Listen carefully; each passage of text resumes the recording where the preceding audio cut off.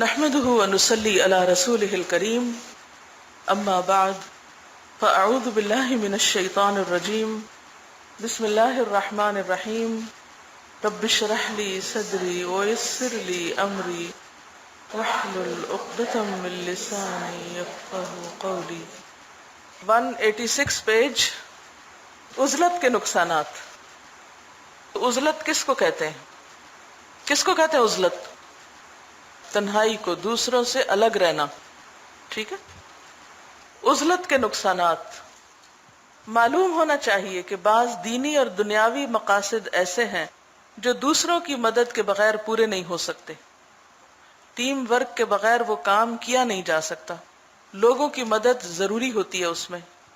کس میں؟ دینی اور دنیاوی مقاصد. اور ان کے حاصل ہونے کی صورت صرف مخالطت. آپ وہ گول اچیو ہی نہیں کر سکتے جب تک کہ آپ لوگوں سے ملے جلیں گے نہیں. اور مخالطت کے فوائد یہ ہیں. سب سے پہلا فائدہ ہے علم سیکھنا اور سکھانا. اب جیسے اگر اس وقت ہم اپنے گھر میں ہوتے تو اتنی سفوکیشن تو نہ ہوتی. اتنی دیر تو کبھی بھی ٹک کے نہ بیٹھتے ایک جگہ. اب تک پتہ نہیں کہاں کہاں اچھل کود کر چکے ہوتے کہ ہم ایک جگہ نہیں جم سکتے. ہاں اللہ ماشاءاللہ جو واقعی سیکھنے والے ہیں وہ سانس بھی مشکل سے لیتے ہیں، وہ جم کے بھی بیٹھتے ہیں چاہے وہ اکیلے ہی کیوں نہ ہو. تو علم سیکھنا سکھانا بدن کی راحت اور آرام اور سکون کے ساتھ نہیں ہو سکتا. اس کے لیے آپ کو گھر سے بھی نکلنا ہوگا، آپ کو بھاگ دوڑ بھی کرنی ہوگی، آپ کو جسمانی تکلیف بھی ہوگی، آپ کو ذہنی کوفت بھی ہوگی، آپ کو موسم سے بھی شکایت ہوگی، بہت ساری چیزیں ہوگی. استاد سے شکایت ہوگی، ساتھیوں سے شکایت ہوگی، مشکل سبق سے شکایت ہوگی، کئی چیزوں سے ہوگی. لیکن اگر آپ ان ساری مشکلات سے نکلنا چاہیں تو آرام سے نکل سکتے ہیں. اٹھ کے چلے جائیے، جا کے آرام سے اے سی لگا کے گھر میں سو جائیے. لیکن جو یہاں مل رہا ہے اس ساری قربانی کی قیمت سے وہ آرام سے نہیں مل سکتا. علم سیکھنا اور سکھانا، نفع دینا اور نفع حاصل کرنا، ادب سکھانا اور سیکھنا، مینرز، انس حاصل کرنا اور مانوس کرنا. کیونکہ تنہائی سے بسا اوقات وحشت بھی ہونے لگتی. انسان کا روٹ کیا ہے، مادہ کیا ہے؟ الف نون سین، انس. تو انسان کو انسان کہا ہی اس لیے جاتا ہے کہ انسان کو انسان کی ضرورت ہوتی ہے. سوشل اینیمل ہے کہ سوشلائزنگ کے بغیر اس کا گزارا نہیں. اسے لوگوں کے ساتھ تعلق رکھنا پڑتا ہے، یہ اس کی ضرورت ہے، نیڈ ہے. حقوق پورا کرنے میں ثواب کا حاصل ہونا. جب آپ کسی سے ملیں گے، اس کا حق ادا کریں گے تو اس سے آپ کو اجر ملے گا. اور تواضع کی عادت اختیار کرنا. مشاہدے سے تجربات کا فائدہ اٹھانا کہ لوگوں کی عادات اور وہ اخلاق اور بہت سی چیزوں کو دیکھ کر آپ بہت کچھ سیکھتے بھی ہیں اس سے، اگرچہ وہ سیکھنا بڑا مشکل سیکھنا ہوتا ہے. مثلا حضرت داؤد علیہ السلام جب زرہ بنا رہے تھے ایک موقع پر تو لقمان حکیم ان کے پاس آئے. تو وہ ایک نئی چیز تھی کیونکہ سب سے پہلے اللہ تعالیٰ نے داؤد علیہ السلام کو ہی زرہ بنانا سکھایا. زرہ کیا ہوتا ہے؟ لوہے کا لباس. اب کیا ہوا کہ ان کو خیال آیا کہ میں پوچھوں کہ آپ کیا کر رہے ہیں. جب بھی انسان کسی کو کوئی نیا بالکل نیا کام کرتے تھے تو صبر نہیں ہوتا. جیسے موسیٰ علیہ السلام نے دیکھا خضر کو کچھ کرتے تو فوراً سوال کر دیا، تو کہتے انک لن تستطیع معی صبرا. بہرحال تو لقمان ایک دم ٹھہر گئے اور غور سے مشاہدہ کرتے رہے. جب داؤد علیہ السلام نے وہ ساری زرہ بنا لی اور پہنی اور کہا یہ جنگ سے بچاتی ہے، تو لقمان کو خود ہی جواب مل گیا.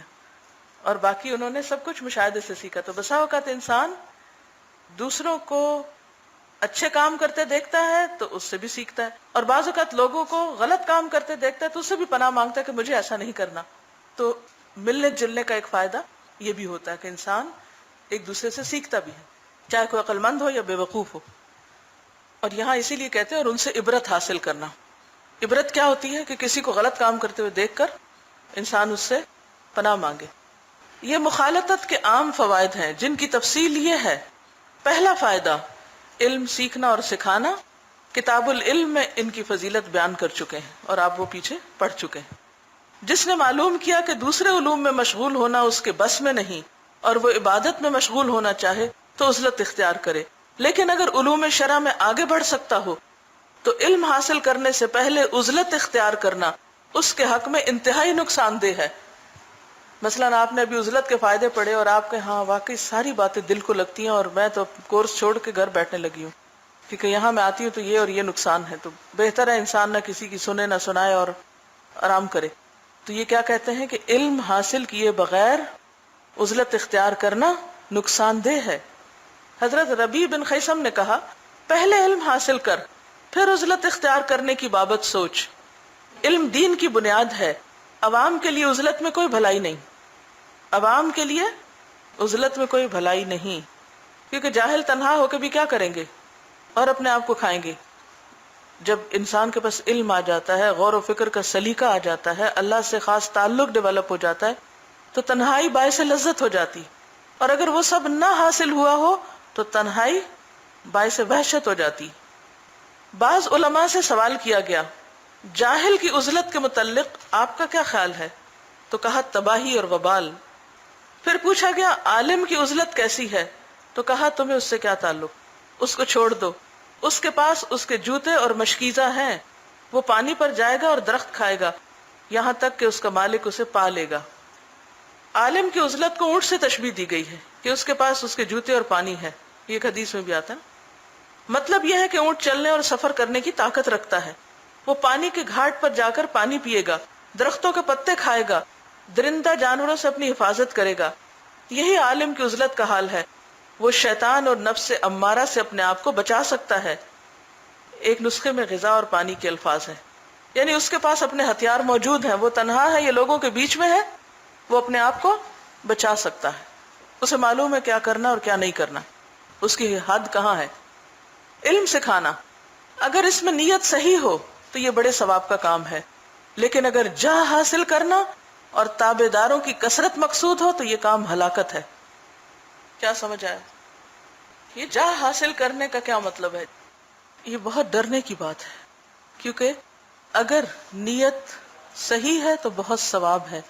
اگر جاہ یعنی اتھارٹی یا غلبہ یا رتبہ حاصل کرنا مقصود ہے کہ لوگ مجھے مانے اور تابع داروں کی کثرت ہو تو یہ کام ہلاکت ہے. بظاہر وہ ثواب کا کام ہے لیکن حقیقت میں انسان کے لیے کیا بن گیا؟ ہلاکت بن گیا. یہ 6 صدی کی بات ہو رہی ہے. اس زمانے میں عام طور پر یہی مقصد ہوتا ہے. چنانچہ دین کا تقاضا یہ ہے کہ ان سے الگ رہا جائے. ہاں کوئی اللہ کا طالب ہو اور علم کے ساتھ اللہ کا تقرب حاصل کرنا چاہے تو اس سے الگ رہنا جائز نہیں، اور نہ اس سے علم کو چھپانا مناسب ہے. یعنی اگر کوئی شخص صرف اس لیے سیکھنا چاہتا ہے کہ سیکھ کر اس ڈگری کو یا استاد کے نام کو استعمال کرے اور لوگوں میں اور زیادہ دبدبہ حاصل ہو، تو ایسے شخص کو سکھانا، اس سے پرہیز کرنا چاہیے. اور اگر کسی کے اندر خدا خوفی ہو اور انسان سمجھے کہ اس طالب علم کو کچھ سکھایا تو اس کے خشوع و خضوع میں اور اضافہ ہوگا، یہ اور زیادہ دین کے لیے فائدہ مند ہوگا، تو ایسے لوگوں سے پھر بچنا نہیں چاہیے بلکہ ان کو مزید سکھانا چاہیے. اس آدمی کے قول سے دھوکہ نہ کھانا چاہیے جس نے کہا ہم نے غیر اللہ کے لیے علم حاصل کیا لیکن علم نے غیر اللہ کے لیے ہونے سے انکار کر دیا.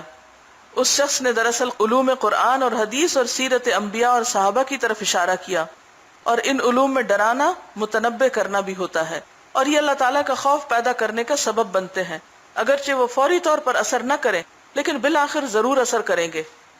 مطلب یہ ہے کہ جب ایک شخص شروع میں آتا ہے ایک طالب علم، تو اس کے ذہن میں کوئی اتنی واضح نیت نہیں ہوتی کہ وہ یہ سب کچھ سیکھنے آیا ہے صرف اللہ کے لیے. لیکن پھر جب حقیقی علم انسان کو نصیب ہوتا ہے تو نتیجہ کیا نکلتا ہے؟ الٹیمیٹلی وہ غیر اللہ کے لیے نہیں رہتا، پھر انسان اللہ کی طرف راغب ہوتا اگر وہ اپنے اندر سچائی رکھتا ہے. تو اس میں استاد کو بھی گھبرانا نہیں چاہیے اور صبر کے ساتھ سکھاتے رہنا چاہیے تاکہ ایک وقت آئے کہ انسان دوسرے کو وہ سکھا پائے جو اس کے لیے فائدہ مند ہو. اس لیے آپ نے دیکھا ہوگا کہ بعض اوقات لوگ تھوڑا سا سکھاتے ہیں، تھوڑا سا پڑھاتے ہیں اور لوگوں سے بہت بڑی بڑی ایکسپیکٹیشن رکھ بیٹھتے ہیں، تو کہتے ہیں ان کا تو کوئی عمل نہیں بدلا، انہیں تو کوئی فائدہ نہیں ہوا. ایسی باتوں سے پرہیز کرنا چاہیے. منفی جملے، اتنا پڑھ گئے پھر بھی ویسے کے تیسے رہے. آپ کون ہیں اتنی ججمنٹس دینے والے؟ آپ کو کیا معلوم کیا کیا تبدیلیاں آ گئی ان کے اندر، اور لوگ کس کس مشکل سے اپنے آپ کو بدل رہے ہیں. آپ کو نہیں معلوم کہ معاشرے کے اندر کس قدر خرابی اور کس قدر خدا سے دوری ہو چکی ہے. جو جتنی دور سے آتا ہے اس کو منزل تک پہنچنے میں اتنا ہی وقت لگتا ہے. تو لوگوں کو وقت دیجئے، صبر اور حوصلے کے ساتھ آگے بڑھیے اور ان کی مثبت چیزوں پہ نظر رکھیے اور منفی پہلوؤں کا زیادہ تذکرہ نہ کیجیے، کیونکہ اس سے کیا ہوگا؟ مایوسی پھیلے گی، اور جب مایوسی ہوگی تو آپ اپنا کام جاری نہیں رکھ سکیں گے۔ باقی رہے علم کلام اور علم اختلاف، تو یہ علوم دنیا کے طالب کو اللہ کی طرف آنے نہیں دیتے، بلکہ ان علوم کا جاننے والا آخر عمر تک حرص میں بڑھتا ہی جاتا ہے۔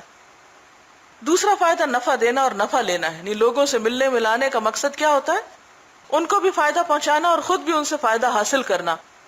لوگوں سے نفع حاصل کرنا تو کسب اور معاملے سے ہوتا ہے، اور جو اس کا محتاج ہے وہ عزلت کو ترک کرنے پہ مجبور ہے۔ مثلا آپ بزنس کرنا چاہتے ہیں، دکان کھولنا چاہتے ہیں، اور کھول کے آپ پیچھے جا کے کمرے میں بیٹھ جائیے کہ اب مجھے نہیں ملنا کسی سے بھی، تو دکان کون چلائے گا آپ کی؟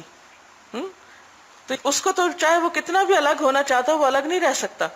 ہاں اگر اس کے پاس اتنا کچھ ہو کہ بآسانی گزارا ہو سکے تو اس کے لیے عزلت افضل ہے، مگر یہ کہ اپنی کمائی سے صدقہ کرنے کا ارادہ کرے تو یہ عزلت سے بہتر ہے۔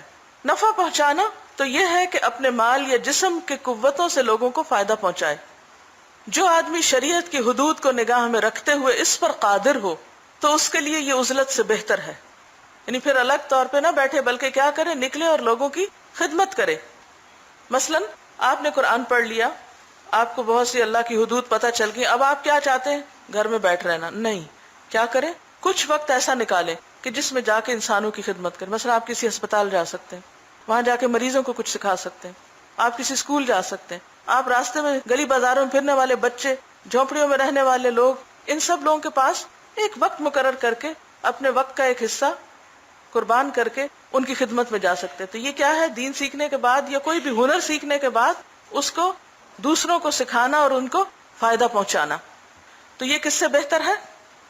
عزلت سے بہتر ہے، گھر بیٹھ رہنے سے کہ نہیں ہم نے تو اس لیے گھر بیٹھنا پسند کیا ہے کہ عورت کے لیے صرف گھر بیٹھنا ہی بہت اچھا ہے اور باہر نکلنے سے بہت فتنے اور خرابیاں ہیں۔ ٹھیک ہے، بہت فتنے اور خرابیاں ہیں، لیکن کچھ وقت اپنے علم کو استعمال کرنے اور خیر اور بھلائی کے کاموں میں لگانے کے لیے ضرور وقف کریں۔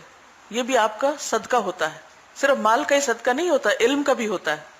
اور اس کا یہ مطلب نہیں کہ آپ نکلے تو پھر گھر ہی نہ لوٹے، گھر ہی اگنور ہو جائے، اعتدال۔ اور اگر وہ ان لوگوں سے ہو جن پر دائمی ذکر اور فکر سے دل کے عمل کی راہ کھل چکی ہے، تو ایسے آدمی کی برابری کوئی بھی نہیں کر سکتا۔ یعنی اگر انسان ایسے لوگوں کو سکھاتا ہے کہ جن کے دل کھل گئے ہیں اور ان کو بھی غور و فکر آ گیا ہے، تو پھر ان سے میل ملاقات اور ان سے تعلق اور ان کو مزید فائدہ پہنچانا، یہ تو بہت ہی افضل کام ہے، اس کی تو برابری نہیں ہو سکتی پھر، کیونکہ اس میں آتا نا تمہارے ذریعے ایک شخص بھی ہدایت پا جائے تو کیسا ہے؟ سرخ اونٹوں سے بہتر ہے۔ یعنی گویا آپ نے سرخ اونٹ صدقہ کیے ایک کو سکھا کر بھی، تو کون ہے جو ہر روز سرخ اونٹ صدقہ کرے؟ مشکل ہے نا، تو ایسے شخص کی برابری کوئی نہیں کر سکتا۔ تو پھر عزلت اختیار کر کے انسان اپنا سارا علم اندر ہی خزانہ جمع کر لے تو یہ درست نہیں ہوگا۔ تیسرا فائدہ ادب سکھانا اور ادب سیکھنا ہے، اور اس سے ہمارا مطلب ہے کہ لوگوں کی سختیوں سے تربیت حاصل کرنا۔ انڈر لائن کریں، کیا مطلب اس کا؟ لوگوں کی سختیوں سے تربیت حاصل کرنا، یہ کیسے ہوتا ہے؟ جی اگر آپ کسی سے کہیں موبائل بند کریں تو کیا خیال ہے، وہ آپ کو اسمائل دے گا؟ یہ بھی ایک ہے کہ مثلا اگر آپ کسی ہاسپٹل کو وزٹ کرتے ہیں اور لوگوں کو وہاں کراہتے ہوئے پاتے ہیں، یا وہ جو زندگی اور موت کی کشمکش میں مبتلا ہیں، تو اس سے جو آپ کا دل نرم پڑتا ہے اور اس سے آپ کی جو تربیت ہوتی ہے وہ گھر بیٹھ کر ٹیلی ویژن چینل چینج کرنے سے نہیں ہوتی، کیونکہ گھر میں پھر جو اٹریکشنز ہیں، انسان گھر بیٹھتا ہے تو وہ شیطان وہاں بھی آرام سے نہیں بیٹھنے دیتا، وہاں بھی کسی ایسے مشغلے میں لگا دیتا ہے کہ وقت ضائع ہوتا رہے۔ انسان جب انسانوں سے ملتا ہے تو ان سے تکلیف تو پہنچتی ہے، اور جب تکلیف پہنچتی ہے تو پھر انسان اگر تھوڑا عقل مند ہو تو یہ سوچتا ہے کہ مجھے ایسا کام نہیں کرنا جس سے کسی اور کو مجھ سے تکلیف پہنچے۔ تو یہ بھی سیکھنا ہے، کیونکہ لقمان حکیم سے کسی نے پوچھا کہ حکمت کیسے سیکھی؟ کیا کہا تھا انہوں نے؟ بے وقوفوں سے، کہ جب میں کسی بے وقوف کو احمقانہ حرکتیں کرتے دیکھتا تو کیا سوچتا؟ مجھے ایسا نہیں کرنا۔ اور ویسے بھی آپ دیکھیں کہ ہم خود بھی تو بگڑے ہوئے ہوتے ہیں، صرف لوگ ہی نہیں خراب ہوتے، ہم خود بھی بہت خراب ہوتے ہیں۔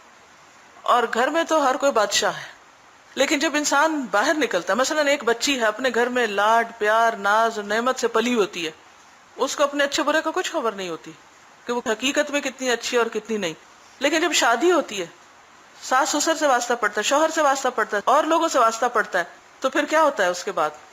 ان کے تبصرے، طنز، طعن و تشنیع، نقص، نکتہ چینیاں، کریٹیسزم، یہ سب سامنے آتا ہے.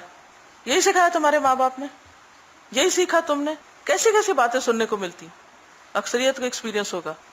ایسی باتیں کیا کرتی ہیں؟ دل چھلنی کر دیتی ہیں، جیسے انسان کسی بھٹی میں پڑ گیا ہو. جب اس بھٹی سے انسان نکلتا ہے، میچورٹی آتی ہے کہ نہیں آتی؟ فرق پڑتا ہے.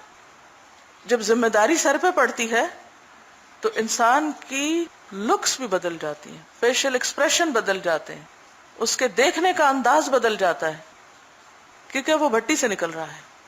پہلے وہ ناز و نعمت میں تھا. ماں باپ نے تو کہا کہ جی ہم نے بہت ادب کمال سکھا دیے. ہر ماں باپ یہی کہتے ہیں نا کہ ہم اپنی اولاد کو بہترین مینر سکھا رہے ہیں. وہ سمجھتے ہیں ہم نے تو پرفیکٹ کر کے پروڈکٹ نکالی ہے، لیکن جب وہ مارکیٹ ہوتی ہے تو پتہ چلتا ہے کہ اس کی کوئی قیمت ہی نہیں. بالکل بے وقت کر دیتے ہیں، بے قیمت کر دیتے ہیں. یوسف علیہ السلام کو کتنے میں بیچا گیا تھا؟ کیا وہی ان کی قیمت تھی؟ نہیں. لیکن پھر اپنے اصل جوہر کی بنیاد پر وہ جو ان کے اندر کی خیر تھی، اللہ نے انہیں چنا اور پھر کہاں تک پہنچایا. لیکن کیا یہ ممکن تھا کہ وہ کنعان میں ہی رہتے اور پلتے اور پھر بادشاہ بن جاتے؟ نہیں. وہ سارا مشقت بھرا، آزمائشوں بھرا سفر گزرا اور پھر وہ اس منزل تک پہنچے. اسی طرح بعض شاگرد، یہ میرا ذاتی تجربہ ہے، استاد سے بھاگتے، نظر نہیں ملاتے، پاس نہیں بیٹھتے، بات نہیں کرتے، ادھر سے ادھر، ادھر سے ادھر، اور وہ سمجھتے ہیں کہ پتہ نہیں چلا استاد کو. سب پتہ چلتا ہے. کس ڈر سے نہیں پاس آتے؟ کہ ہماری غلطی نہ بتا دیں. کیونکہ عموماً استاد بولڈ ہوتا ہے، اس کو ڈر نہیں ہوتا کہ شاگرد کیا کہے گا، کہے گا بھی تو اس کو پرواہ نہیں ہوتی. لیکن کچھ لوگ یہ سننے سے گھبراتے ہیں کہ ہمیں کہیں کوئی کچھ کہہ نہ دے، چھپ کے رہیں گے تو سب چھپا رہے گا. تو اس سے انسان ادب نہیں سیکھ سکتا. اور جب ادب سیکھتا نہیں ہے تو اس بے ادبی کے ساتھ جب وہ قرآن کا علم لے کے باہر نکلتا ہے تو کیا کرتا ہے؟ پھر کیا ہوتا ہے؟ وہ اس میں بیلنس نہیں کر پاتا، وہ اس کو سنبھال نہیں پاتا. تو کبھی بھی اس سے ڈرنا نہیں چاہیے. تو سختیوں سے انسان ادب سیکھتا اور سکھاتا ہے. کیونکہ ایک ہے علم سیکھنا، یہ پیچھے گزرا نا، تو علم کے بعد ادب کی الگ سے ضرورت کیا تھی؟ بنیادی طور پہ یہ تزکیہ ہے. الہدیٰ میں بھی جو ایک سبجیکٹ ہے نا آداب و اخلاق، وہ یہ والا حصہ ہے، ادب سکھانا. تو ادب سیکھنا اور سکھانا، مثلا آپ دیکھیے کہ آپ جب ٹریول کرتے ہیں کسی کے ساتھ تو سفر کو سفر کیوں کہا جاتا ہے؟ کہ السفر یسفر، ننگا کر دیتا ہے انسان کو، سب کچھ اس کا عیب و ہنر سامنے آ جاتا ہے. جب آپ کسی کے پاس جا کے رہتے ہیں یا کوئی آپ کے ساتھ ٹریول کر رہا ہوتا ہے تو آپ ہر وقت بالکل پرفیکٹ تو نہیں پریٹینڈ کر کے بیٹھے رہ سکتے، آپ کی اصلیت کھلتی ہے. تو اسی طرح جب آپ کسی جاننے والے کی نظر میں ہوتے ہیں یا اس کے قریب ہوتے ہیں تو آپ کی اچھی بری سب چیزیں کھلتی ہیں. پھر اگر لینے کا مادہ ہو تو ہی تزکیہ ہوتا ہے، تو ہی پھر انسان ادب سیکھتا ہے. علم اور ادب الگ الگ ہیں. ادب صرف علم حاصل کرنے سے نہیں آتا، ادب سختیاں جھیلنے سے آتا ہے، ادب کرٹیسزم سننے سے آتا ہے، ادب اپنے آپ کو ادب سکھانے والے کے حوالے کرنے سے آتا ہے. آپ کو معلوم ہے اسی سے لفظ تأدیب ہے. کیا مطلب ہوتا ہے تأدیب کا؟ جی ڈانٹ ڈپٹ کرنا، ٹھیک ہے. تأدیب سزا دینا. مؤدب ایک ہوتا ہے معلم، معلم، اور ایک ہوتا ہے مؤدب. پڑھا ہے کبھی؟ سنا ہے کبھی؟ مؤدب. اسلامی تاریخ میں بچے معلم سے پہلے مؤدب کے پاس جاتے تھے بچپن میں. اب تو کہاں جاتے ہیں؟ نرسری میں، مونٹیسری میں، اور کنڈر گارٹن میں، پلے گروپ میں، اور معلوم نہیں کہاں کا. وہاں بھی کیا سیکھتے ہیں؟ کیا سیکھ رہے ہوتے ہیں وہاں؟ لکھنا پڑھنا نہیں، مینرز. اگر آپ اسلامی تاریخ کا حال پڑھیں اور ویسے بھی دنیا کی تاریخ پڑھیں تو بادشاہ لوگ بھی اپنے بچوں کی تعلیم اور تربیت کے لیے کیا مقرر کیا کرتے تھے؟ تعلیق اور مؤدب، کہ ان کو ادب سکھایا جائے. اور ادب جو ہوتا ہے وہ پریکٹیکلی سیکھا اور سکھایا جاتا ہے. جب تک آپ کسی کی مجلس میں بیٹھے نہیں، جب تک آپ کسی کے سامنے حقیقت میں ایکسپوز نہ ہو، ادب نہیں سیکھ سکتے. تیسرا فائدہ ادب سکھانا اور ادب سیکھنا ہے، اور اس سے ہمارا مطلب ہے کہ لوگوں کی سختیوں سے تربیت حاصل کرنا اور ان کی تکلیفوں کو برداشت کرنے کی کوشش کرنا، نفس کو دبانا اور شہوت پہ غالب آنا اس آدمی کے حق میں عزلت سے بہتر ہے جس کے اخلاق ابھی مہذب نہ ہوئے ہوں۔ اور یہ بھی سمجھ لینا چاہیے کہ ریاضت مقصود بالذات نہیں۔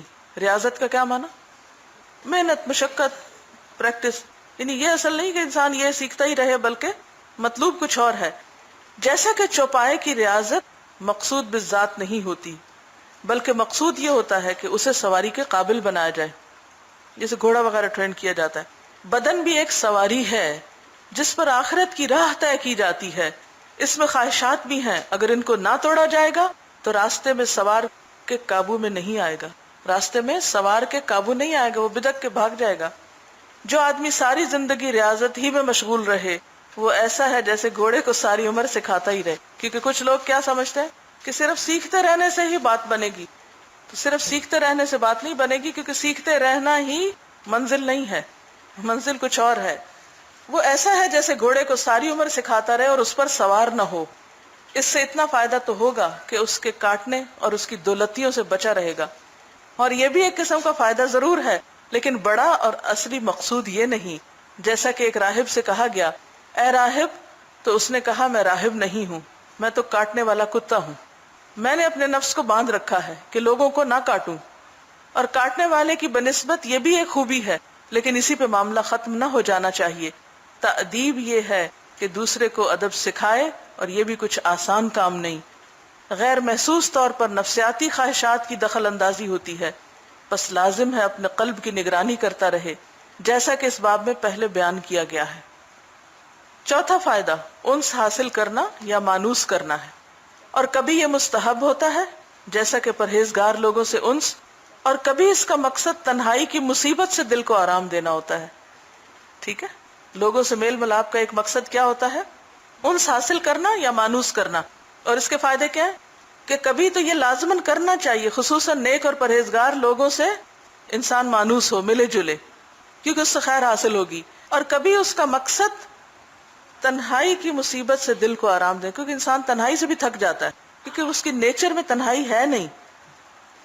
اگر مقصد انس ہے تو چاہیے کہ ایسے لوگوں کے پاس بیٹھے جو اس کے کام کو خراب نہ کریں، اور کوشش کرے کہ جب ان سے ملاقات ہو تو امور دین کے متعلق گفتگو کی جائے۔ یعنی اگر آپ لوگوں سے ملنا جلنا چاہتے ہیں تو پھر ایسے لوگوں سے ملیں جو خیر و بھلائی کی باتیں کریں، صرف لغو میں نہ پڑے ہوں۔ پانچواں فائدہ ثواب حاصل کرنا یا ثواب دینا ہے۔ ثواب حاصل کرنا اس طرح ہے کہ جنازے میں شرکت کرے، بیمار کی عیادت کے لیے جائے، بیاہ شادی کی تقاریب اور دعوت طعام میں شامل ہو، یعنی ڈنر لنچ وغیرہ۔ ان کاموں میں اس لیے ثواب ہے کہ ان سے مومن کا دل خوش ہوتا ہے، کہ بعض اوقات کسی دعوت میں جا کر سب سے میل ملاقات ہوتی ہے، سب اچھے موڈ میں ہوتا ہے، تو اس سے بھی کیا ہوتا ہے؟ دل خوش ہوتا ہے۔ تو انسان کے جذبات بھی ہیں، کبھی دل کی خوشی کے لیے کوئی کام کر لینا جو مباح ہو وہ منع نہیں ہے، لیکن ہر وقت دل ہی خوش کرتے رہنا اگر زندگی کا مقصود بن جائے تو پھر یہ ناپسندیدہ ہے۔ ثواب دینا اس طرح ہے کہ اپنا دروازہ لوگوں کے لیے کھول دے کہ وہ آ کر اس سے تعزیت کریں، یعنی موقع فراہم کریں تعزیت کا، یا اس کو مبارکباد دیں، جیسے کوئی کامیابی ہوئی یا بچے کی پیدائش وغیرہ، یا اس کی بیمار پرسی کریں۔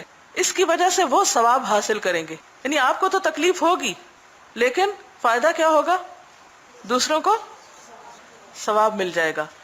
اگر وہ طبقہ علماء سے ہے تو لوگوں کو اپنی زیارت کی اجازت دے، لیکن چاہیے کہ اس میل جول کے نفع اور نقصان کا موازنہ کرتا رہے کہ کتنا ملنا جلنا اور کتنا الگ ہونا ہے، اور اس کے مطابق گوشہ نشینی یا میل ملاپ کو ترجیح دے، یعنی خود ڈیسائیڈ کرے، پرائرٹائز کرے کہ کون سا وقت عزلت چاہیے اور کون سا وقت میل جول چاہیے۔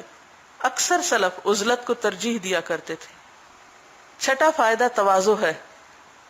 تواضع ظاہر ہے تنہائی میں آدمی تواضع نہیں کر سکتا، کس کے آگے تواضع کرے؟ بعض اوقات عزلت کے اختیار کرنے کا سبب تکبر بھی ہوتا ہے۔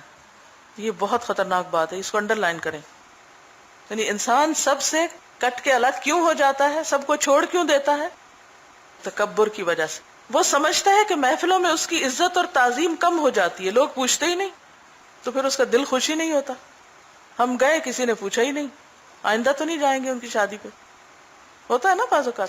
لوگ بہت ناراض ہو کے جاتے ہیں اگر آپ ان کو نہ پوچھیں، لہٰذا گھر والوں کی تو شامت آئی ہوتی ہے کہ ایک ایک کو چاہتے یا نہ چاہتے ہوئے بس پوچھتے ہی چلے جائیں، خود کھائیں یا نہ کھائیں، خود آرام کریں یا نہ کریں، صرف پوچھتے رہیں۔ وہ بالے جان ہوتے ہیں ایسے لوگ جو اتنی ڈیمانڈ کریں پوچھوانے کی، یعنی یہ بھی دوسروں کو اذیت دینا ہے نا، اتنی دوسروں سے ایکسپیکٹیشنز رکھنا، ایسی امیدیں رکھنا کہ بس صرف دوسرے ہی ہماری عزت ادب تعظیم احترام کریں اور خود آگے انسان کسی کے بھی نہ بڑھے، خود آگے بڑھ کے سلام بھی نہ کسی کو کرے، اور یہی انتظار رہے کہ میں چونکہ ان سے بہتر ہوں اس لیے یہ سب آئے اور یہ مجھے پوچھیں کیونکہ میں ان سے بہتر ہوں۔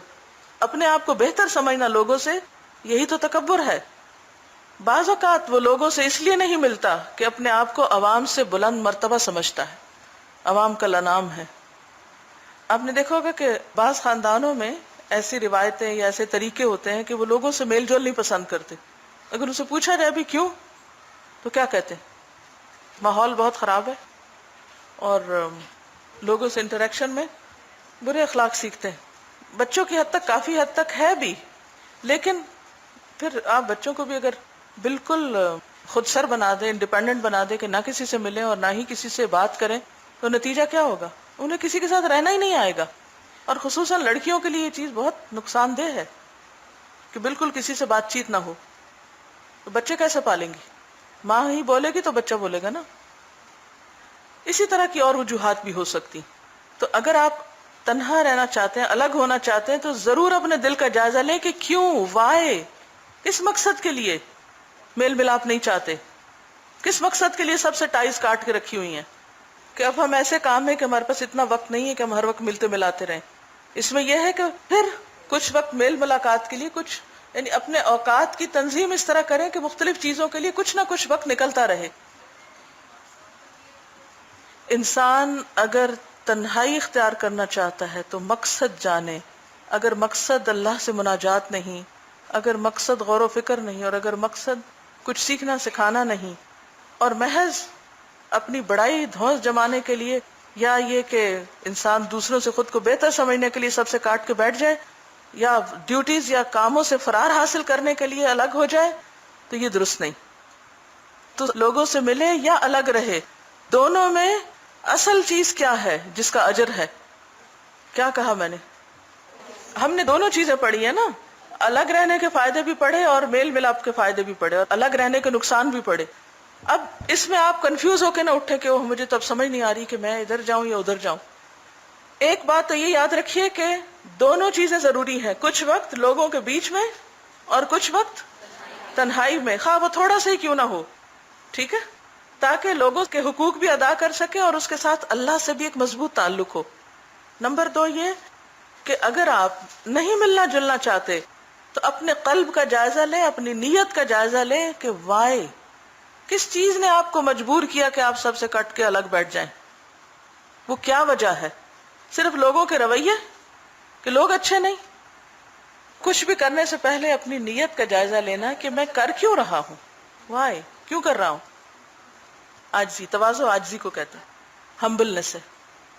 جس شخص میں یہ اخلاقی کمزوری ہو، جس شخص میں یہ اخلاقی کمزوری ہو، کون سی؟ تکبر کی، اس کی علامت یہ ہے کہ وہ پسند کرے گا کہ لوگ آ کر اس کی زیارت کریں، لوگوں کو آنا چاہیے، میں کیوں جاؤں، لیکن خود دوسروں کی زیارت کے لیے نہ جائے گا۔ ہاں، بادشاہوں اور امراء کے ہاتھوں کو بوسہ دینا پسند کرے گا، بڑے لوگوں سے ملنا چاہے گا، جو مال میں یا علم میں یا رتبے میں یا جاہ میں بڑے ہیں ان سے ملنا پسند کرے گا، لیکن عوام سے ملنا پسند نہیں کرے گا۔ اور یہ کس چیز کی علامت ہے؟ تکبر کی، کیونکہ تواضع یعنی ہمبلنس آدمی کے منصب کو کم نہیں کرتی۔ حدیث میں آتا ہے من تواضع للہ رفعہ اللہ، جو اللہ کے لیے جھک جائے گا اللہ اس کو بلندی عطا کرے گا۔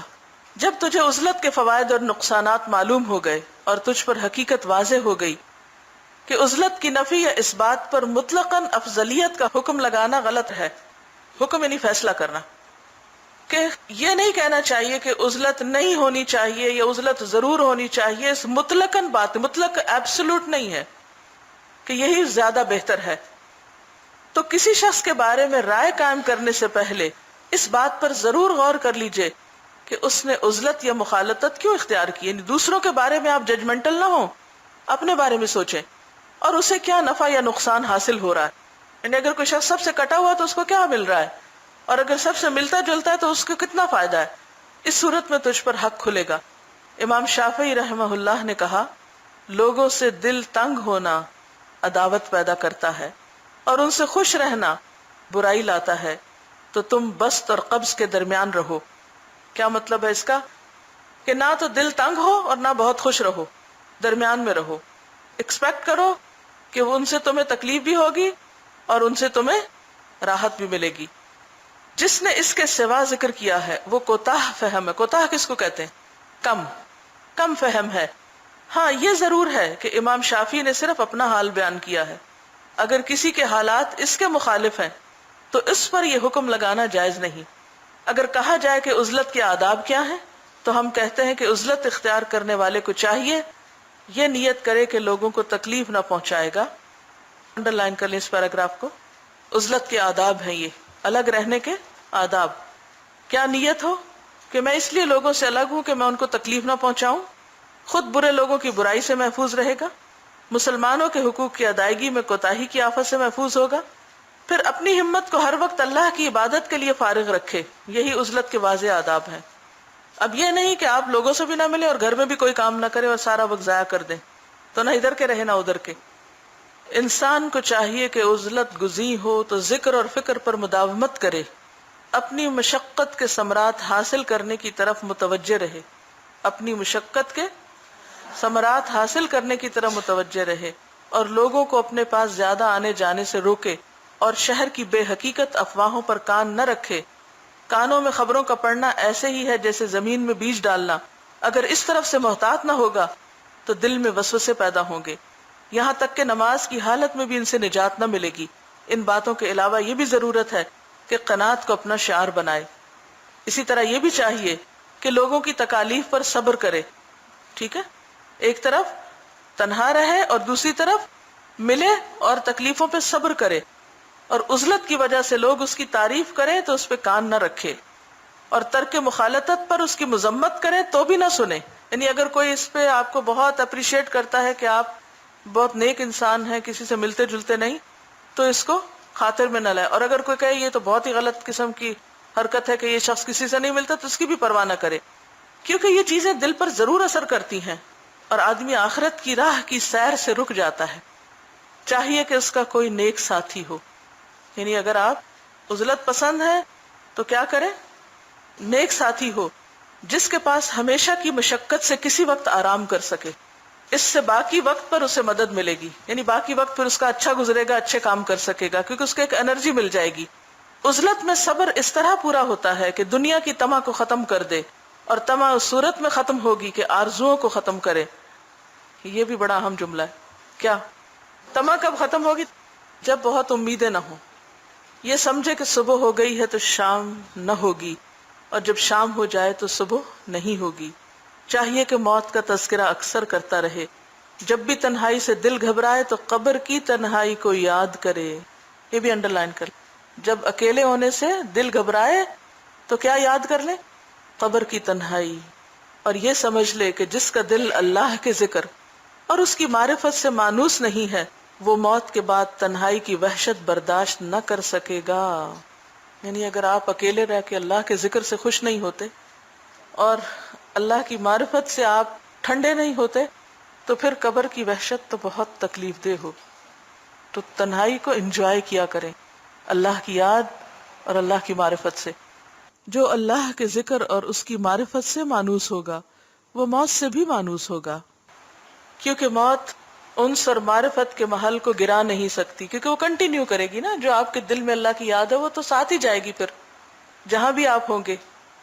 اللہ تعالیٰ نے شہداء کے حق میں فرمایا بل احیاء عند ربهم یرزقون, بلکہ وہ زندہ ہیں, اپنے رب کے پاس رزق دیے جاتے ہیں. جو اپنے نفس کے جہاد میں اللہ کے لیے گوشہ نشین ہوا وہ بھی شہید ہے. جیسا کہ بعض صحابہ سے مروی ہے کہ انہوں نے کہا ہم چھوٹے جہاد سے بڑے جہاد کی طرف واپس آئے. سبحانک اللہم و بحمدک نشہد ان لا الہ الا انت نستغفرک و نتوب الیک. السلام علیکم و رحمۃ اللہ وبرکاتہ.